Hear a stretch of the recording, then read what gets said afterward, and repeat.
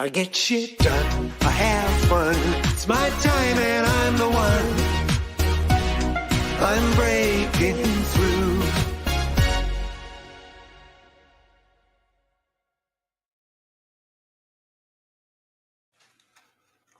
So have you ever thought about what legacy you're going to leave behind? Have you ever thought of it, period? What if you don't think about what legacy you want to leave behind? Well, don't worry. If you're here watching us today, you're going to learn some information, ideas, and concepts of why that's an important aspect of your business life. But before we jump into that, if you're watching this live, thank you for being here today. And if you're watching this on the replay, remember #replay. Let us know where you're watching in from. And if you have a question for us, shoot us a note. Send it to phil@coachphil.ca, or you can put it on any one of the social media platforms that you're watching us on, and we'll respond to that question as soon as we possibly can. But in the meantime, here's a shameless plug for my sponsor.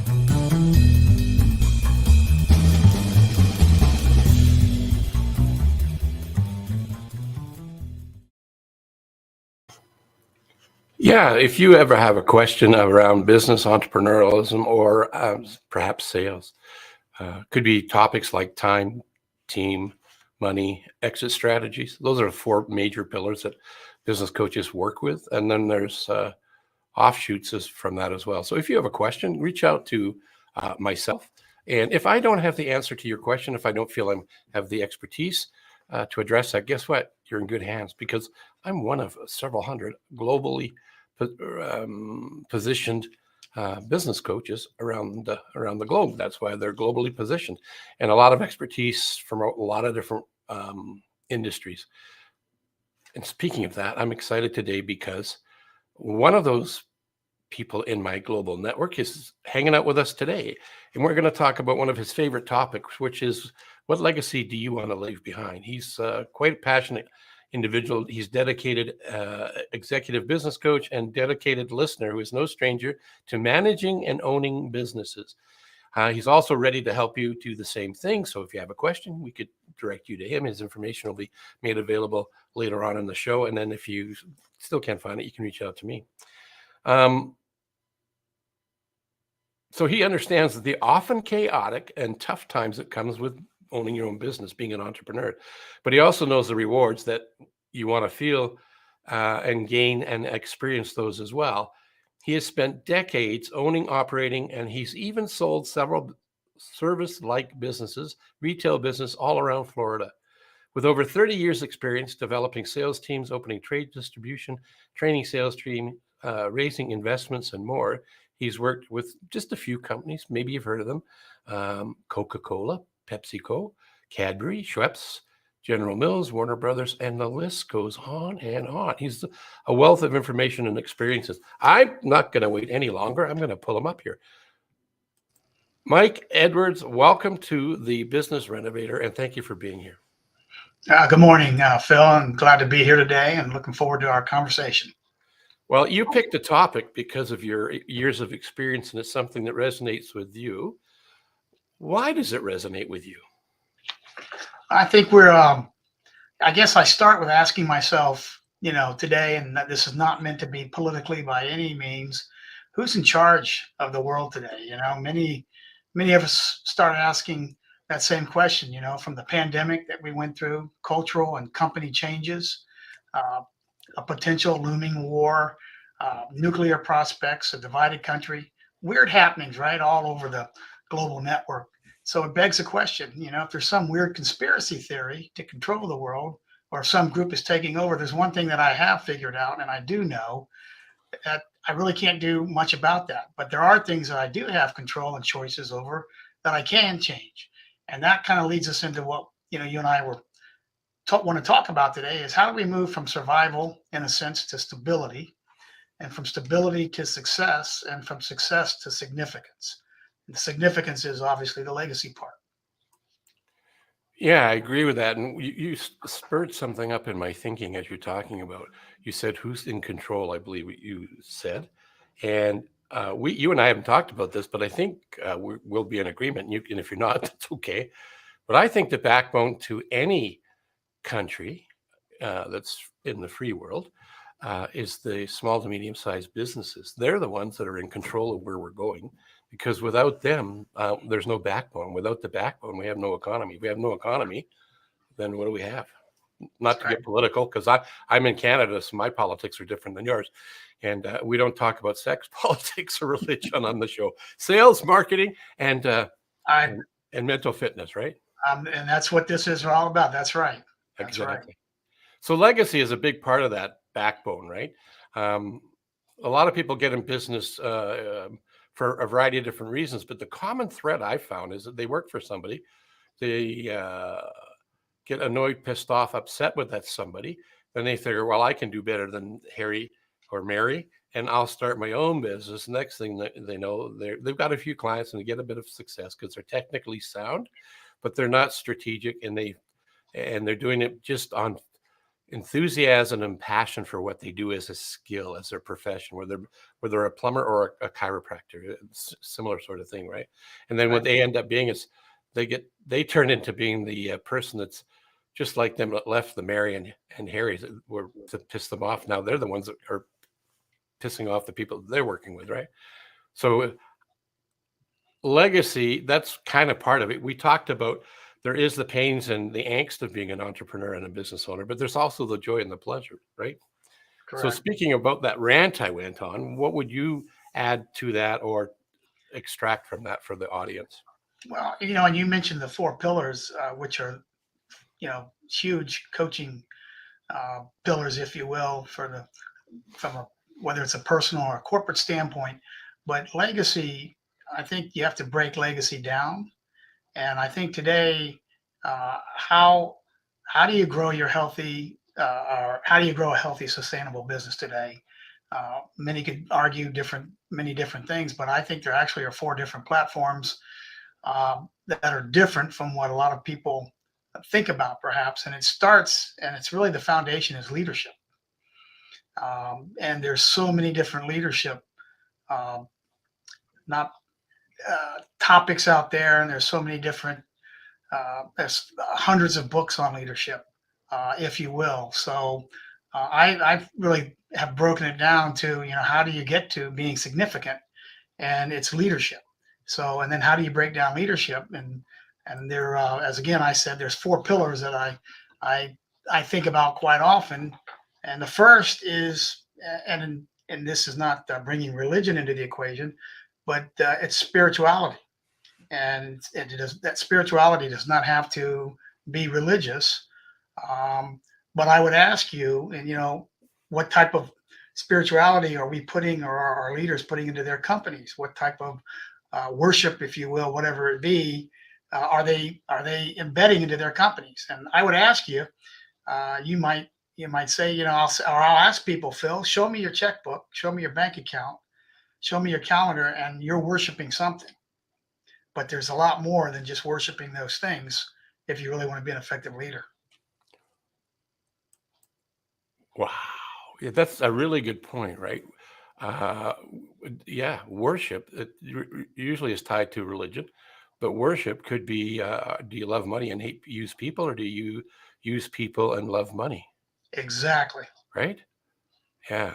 Um,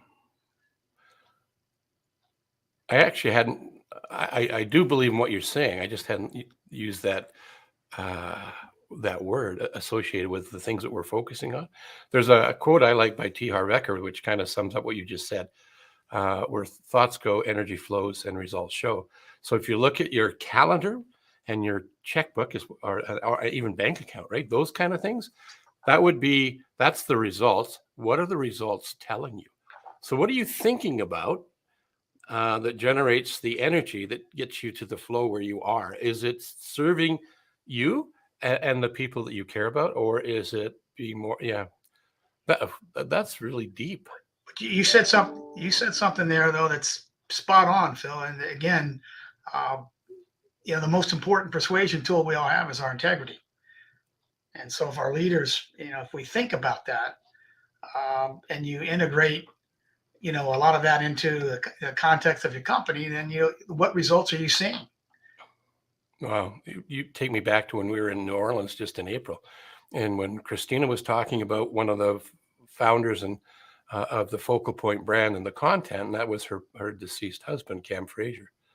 And she told us about a story. I think it was there. Did you correct me if and it was about integrity. Yes. He was selling stocks in New York, and he had a boss that told him he had to sell these stocks to this company no matter what.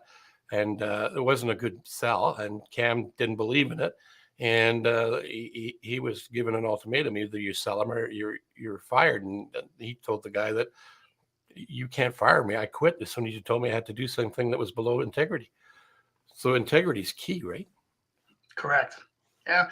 Well, I mean, the principles and values that we choose to believe, right?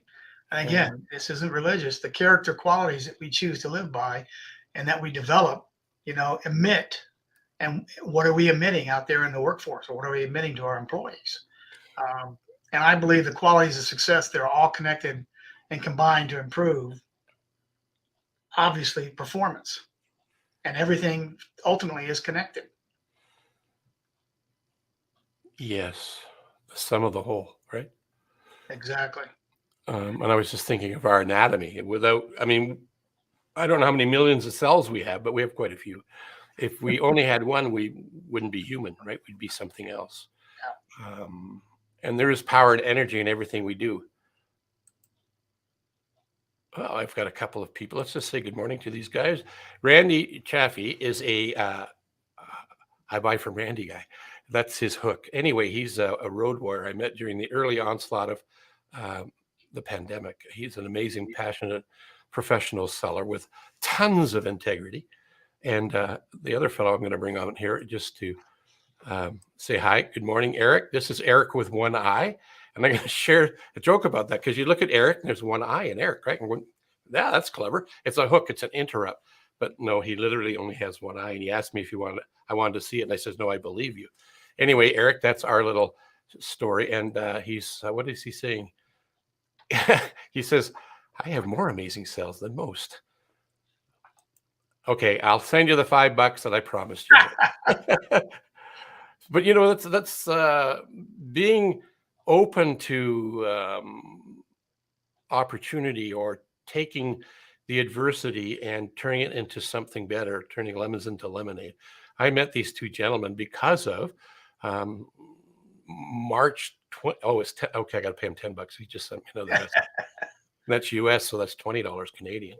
Anyway, we all met in a Facebook group, and out of that created a mastermind, and we were hanging out with each other, meeting once a week to help us get through those challenging times. And we've become friends since then. Anyway, that's a bit of a segue. But being an entrepreneur gives you opportunities to hang out and do things and meet people from all walks of life, colors, religions, non-religion, spirituality, non-spirituality, whatever that is. If you're open to that, you can meet some wonderful people. That's one of the reasons why I have people like you on the show, is that the messages you guys bring, it's game-changing, life-changing little things that reminds me about things, or introduces me to concepts I hadn't thought of before. So like legacy, that's like going back to people starting a business because they get mad at Harry or Mary, and they have these dreams and aspirations that they fall short on because they hadn't strategically thought about it. Maybe they hadn't ever owned a business before. They just have this perception of what running a business is about. And so they run it based on the best knowledge they have at the moment. Whereas if you can do that with having a mentor or a coach to help you walk down the path, then you can actually strategically have a legacy strategy, which means at age 55 in Canada, we have an ad by an insurance company that said Freedom 55. You could do that, sell it and be free by 55. But exit strategy doesn't necessarily mean you actually have to leave the business. It means you could be, what do I do next? I mean, the business, so successful. I have more time, and it's running profitably and successfully, and it's an integrity. It's helping the community, and the people that are in there that are running it for me are doing a great job. That allows me to go off and do other things, right? That's right. And there's so much broken down that is critical to building that legacy, Phil, if you really think about it. And as we all know, all of our companies and executives and entrepreneurs that we all deal with today are having many, many issues and in the working environment, and whether they're with their teams and reinventing their companies, which brings me to the next uh, element, or the four pillars that I talk about, really four legs of a solid table, and that's influence versus affluence. And influence, I really believe is the key to winning today more than ever. And we have to make a choice if we want to win, and do we want to be, thinking about influencing more and who we're influencing versus affluence. Too many companies believe that in order to have sustainability, they have to speak individually and corporately about affluence. And I think of one person we all know, John Maxwell. When you ask him, well, what is leadership? Um, you know, leadership, as influence is impacting an outcome. So I guess we need, what's interesting is, who are the people in our circles of influence, and how are we influencing them? Because we know the problems that all these executives and companies are having, within their companies. So before you can get to legacy, you see, I believe you got to break it down. It starts with, the owners, the entrepreneurs, and the leaders. And what people, organizations, or causes, need to influence more than the influence. What do we need to do to look at that? And that goes into two key words that aren't typical in what I call management or leadership today, which is, empathy and sympathy.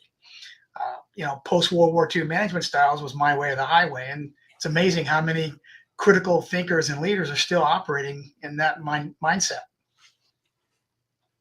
Yeah, I'm nodding as I'm typing here. That's so true. You made me think of this word. I think I spelt it right. I'm going to bring it on anyway and see what happens. It's the cultural environment that we work in, right? And there's still quite a few that are do it my way or the highway, businesses around there, and they're losing people or not attracting the right people. And the ones that have a culture, like there's a company in the U.S., I always mess up their second name, Barry Weimiller, I believe. And in 2008, when we had the downturn, they were in a position where they wanted to, they knew they were in trouble, and they wanted to survive the blip in the economy. And the CEO of the company, Bob Chapman, he wrote a book called Everybody Matters. And his philosophy, he changed the culture from being a graduate of business commerce and knowing numbers and metrics and using that as a fundamental for running a business. Being a father of children, he realized he was running the business different than he was running a family. He thought, if I ran the family the same way I ran the business, I'd be out of a family. So he thought, it's not interesting. So he changed the way he ran his business to be more like a family.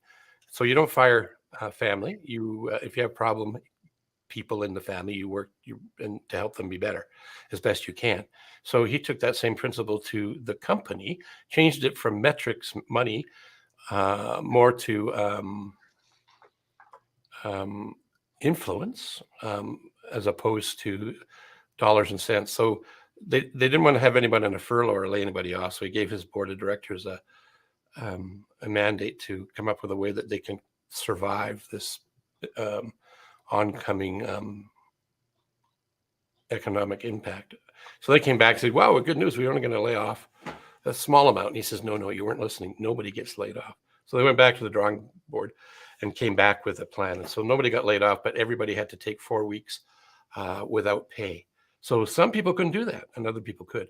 So the ones that could took more, and the ones that couldn't were appreciative because they could stay and work and look after their monthly commitments. And as a result of that, Mike, they didn't They didn't survive. Did They not. thrived. They thrived. They grew. So if you change the culture and look after the people, just like you were talking about, right? The old style of leadership is my way or the highway. I've also heard that described as Newtonian. And what works best is Whiteheadian, which is where you empower the people to be take ownership in and pride in what they do. And that's what I have seen in my studies of that particular company is that's happened. Their safety issues have gone away. The factories and plants are like immaculate because people are taking ownership. They own the space they're working in. When they go home, they're happy. When they go to work, they're happy. They're not a miserable, oh my God, I gotta go to work. And I know I'm supposed to be interviewing you, but you pushed the button on me and got me going. No, no, I love it because you're it's interesting because you don't have any of my notes or anything here, but it's fallen suit perfectly. I guess, Phil, the important question for all of our entrepreneurs out there and owners of businesses and leaders is, ask the question that if you were to exit and this goes into legacy or disappear tomorrow, what would your company say? What would your employees say? What would your people say? And it's interesting what you had said about family. That really equated to that individual brought family values and principles and character into play into the corporation. And that's the not the dichotomy, but that's I think the secret sauce, if you will, in a sense that we shouldn't be different from the way we operate and raise our family with our values and our principles and characters and so forth. We should inject and intertwine those into our company. And so often, or more than most of the time, companies aren't doing that. And the leaders are starting to realize that. And that's certainly one of the things that I work with and integrating those philosophies or those principles and those values that they have. Why should the culture technically be different in the corporate side of things that you're preaching to your children if you have kids in the family side? So, that begs a question. Why don't we do the things we know we should do? Who and what are, ask yourself, who and what are your key influencers or influences? Well, that's a great question. What have you found the answers to be? I think they start breaking down. Well, my values, why are my values differently corporately? Mm-hmm. And what are my values, at home? And if they're different, why are they different? And, because at home, right, if you're married, you're going to have sympathy and you're going to have empathy and you're going to listen to your spouse and your kids. So do you transcend those characteristics to the corporate side? Yeah, a word it's not a new word for me. It's actually a phrase. It's two words together. Or I guess we could hyphenate it and make it one word. And it's tactical empathy. And I think that whether you're selling a product, a service, or an idea to a loved one, I think tactical empathy is a thread that goes through all of those areas, and which is part of what we're got still on the screen there, culture. Yes, that's right. Wow. So that's why I say we must teach influence, not affluence, because as you know, we're getting ready to go through the largest wealth transformation in the next 20, 25 years. Certainly, I'm sure Canada is no different than the US. And so that wealth isn't squandered, which, I'm going to cite an example to here later on at the end of this thing. But, it all boils down to the choices that we all make that will set the example and influences that who we want to be for our companies. And words and actions are always, if when you ask that question, go back to that. What are our words and actions in our corporate world or in the corporate world? Are they different from the family world? And I think real leaders are starting to realize listening more is critical, and injecting some empathy and sympathy into the corporate world, which many would say, oh, that's weak. Well, no, that's not a sign of weakness. Frankly, it's a sign of significant strength. I'm going to agree and then disagree. I like the idea that bringing empathy into the organization is critical. I think we should throw out sympathy, though. That's my opinion. I'm not telling you to change yours. I'm just food for Yeah, no, thought. absolutely. Because sympathy, somebody described where it fits in the dictionary, and I'm not going to tell you where it is, but it's not as powerful or as meaningful as being empathetic. Empathy doesn't mean that you agree with what they're going through.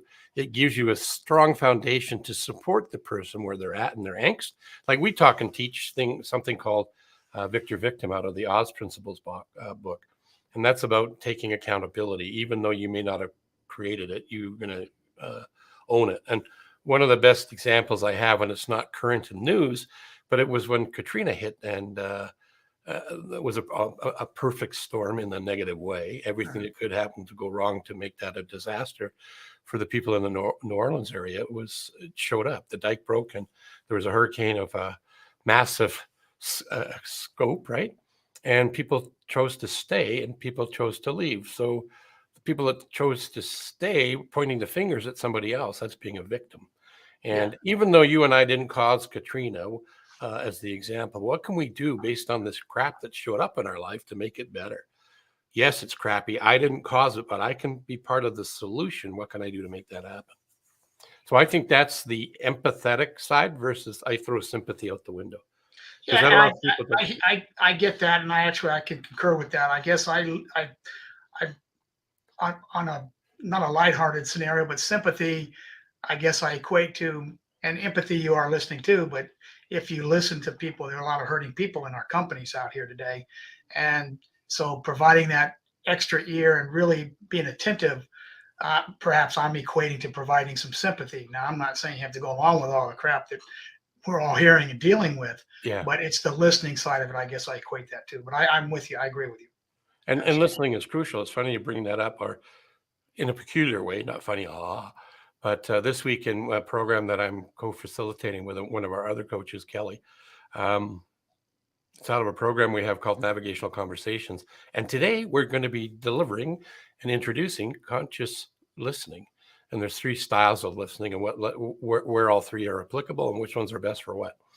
And I won't get into that today. That's another topic for another show. You know, we're almost down at the 30-minute mark, and I know you had said something you would like to introduce before we go off air.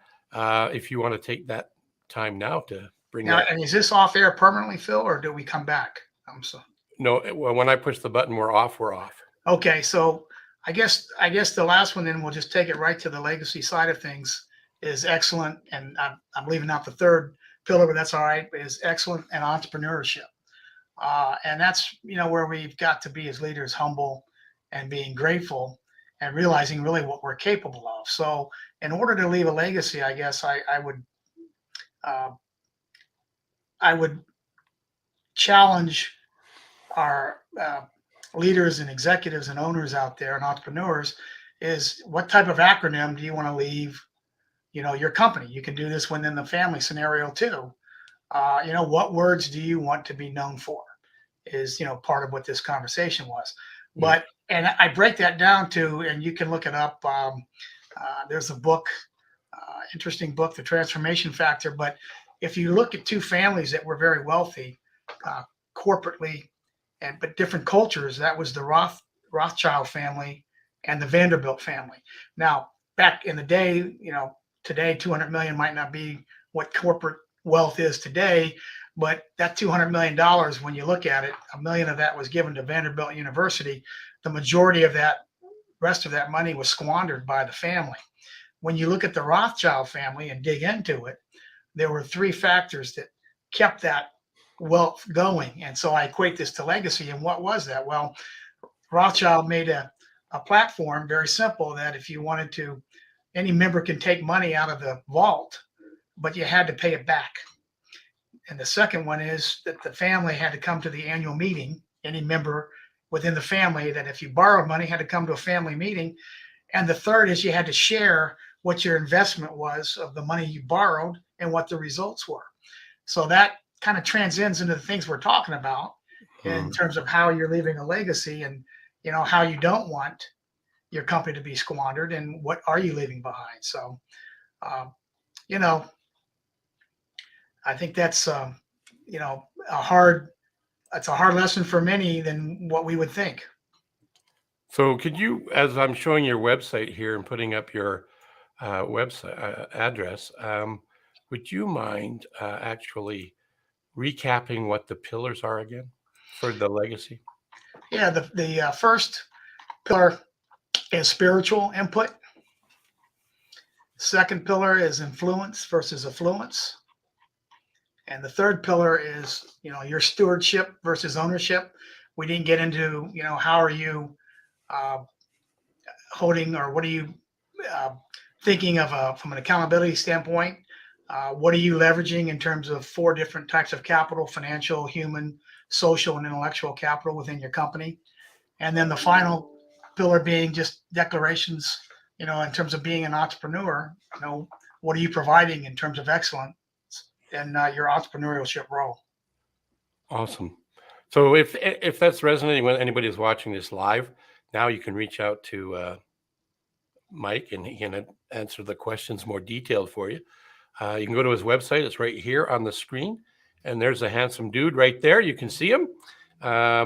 You've learned a little bit about him. If he resonates with you, reach out to him and have a conversation and learn more about legacy if that resonates with you. Wow, time goes so freaking fast. Wow, that was fast. I know. I enjoyed that, though. And I've done this, I don't know, a couple hundred times. I still can't believe how fast it goes. So if you'll just hang out for a little bit, I'll come back to you You bet. in a moment. Well, thank you, Phil. Appreciate you being here. Lots of interesting comments that you've brought to the table, and I look forward to hearing from some of our listeners as to what they got out of this. So I'll talk to you in a bit. Legacy. Like you said, there's a number of ways you could define that for you, and that's what's most important. Not what we say legacy is, but what's legacy for you. Do you have a plan, strategy? Are you walking that plan? Don't have a plan? Reach out to us. We can help you with that. Hey, there's Bruce. Came in late. He'll watch it on the replay. Bruce, haven't seen you for a long time. Thanks for being here. And yeah, the 30 minutes go so fast. We need to catch up, buddy. So one last couple of thoughts. I would just want to bring this on right here. So I would like you to think about yourself in this way, is that you are a unique, wonderful individual, and the you in there, wonderful, is there to remind us about that uniqueness and how wonderful you are. So continue being your wonderful self. And I look forward to seeing you on another show and hearing your comments. And if you know somebody who would like to be a guest on the show, or you would think they should be, give us an introduction. That would be terrific. Until next time, I am Coach Phil, and that's a wrap for this version of the Business Renovator. I get shit done, I have fun. It's my time and I'm the one. I'm breaking